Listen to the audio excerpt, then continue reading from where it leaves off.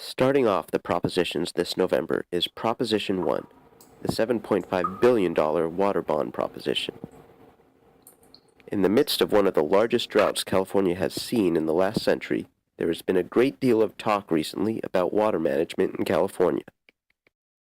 Water storage and use is not a new problem for California. Since people first began settling in the area, there have been disputes and lawsuits and regulations passed, all centered on who is allowed to get water from where.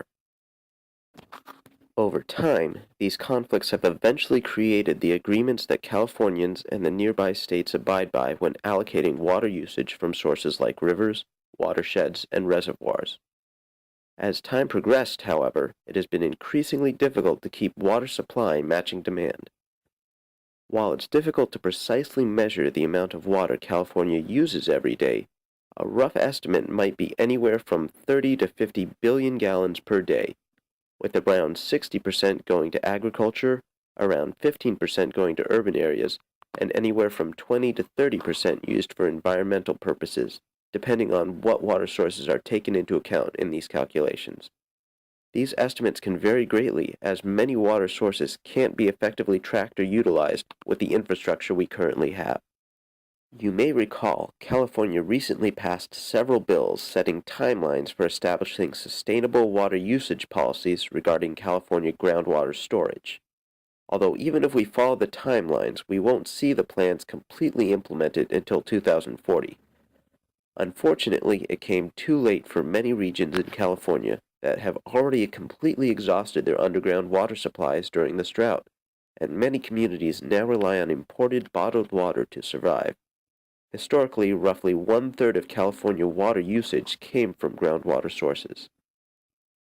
Proposition 1 is a proposal to borrow $7.1 billion, as well as redirect $425 million in unissued bonds, for the purpose of improving our water infrastructure in California.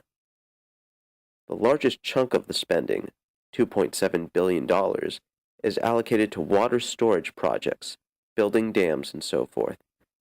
The $2.7 billion, however, would only be available to cover the costs of projects relating to public benefits, which, as you probably suspect, covers a wide range of items. I should stress that with the droughts California has been seeing over the last 15 years, our problems have been more centered on insufficient water available for use, and not the storage of water we do have access to, so this spending will likely not help much in alleviating water shortages in the future. Even if a dam is built, it takes years, if not decades, for enough water to build up such that the dam is actually useful for anything. Just over $1.5 billion is allocated to projects that generate more water for California. These funds could be spent toward a variety of projects, ranging from desalination plants to water recycling technologies, maybe even a weather controlling machine. Just under $1.5 billion is allocated to projects with more environmental implications, often centered on the goal of keeping our rivers and watersheds useful for water usage purposes. Another $1.4 billion is allocated for projects related to improving water quality, which has grown to be an issue over the last few decades. With a variety of contaminants coming from a variety of sources, many water sources are becoming too toxic to use safely, and efforts to clean up these contaminated areas would be greatly welcomed in these regions. Lastly, a small portion of the funds will be directed toward improving flood protection, which would reduce damage from floods as well as protect valuable water from being lost to flooding. As you can see from this table, there is a significant overlap between each of the fund allocations, as many water projects often incorporate multiple purposes, although some of the funds are designated for specific areas or projects that have already been started.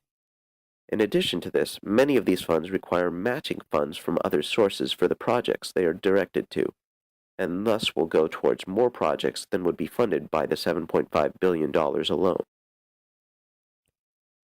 After all is said and done, however, likely less than $3 billion from these funds would go to projects that actually increase the water that we have available in a given year, and the remaining funds would go more towards water storage and water restoration projects. To put this spending in perspective, San Diego will soon be completing a desalination plant that cost $1 billion to build and is expected to produce roughly 50 million gallons of water per day, less than 0.2% of total state water usage. These costs were incurred even while utilizing the existing infrastructure of the nearby power plant, a luxury many other desalination plants wouldn't have, so it's unlikely that the funds made available through this bond measure will be able to increase California water production by more than just a few percentage points. On top of that, water produced by a desalination plant is 2 to 3 times more expensive than water from other sources, making it a risky financial project. Many years ago, Santa Barbara built a desalination plant in response to drought conditions, but shut the plant down after only 4 months of operation due to the prohibitive costs of operating. This bond measure would result in an estimated increase in state spending on the order of roughly $360 million per year for the next 40 years or so.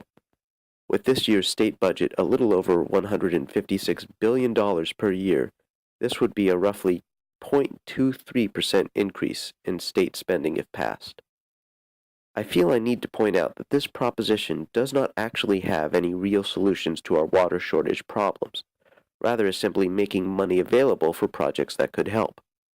Money, of course, is needed to solve problems, but at the moment there is not a clear consensus among Californians as to what course of action is needed to grant our state water sustainability. I also need to emphasize that while the state is advertising these funds as being available for projects ready to begin, these will be long-term projects that will not alleviate our current drought and are not a substitute for water conservation right now. Given the problems Los Angeles has recently been having with water pipes bursting, hopefully we can get some money directed toward preventing the loss of millions of gallons of water wasted due to poor infrastructure.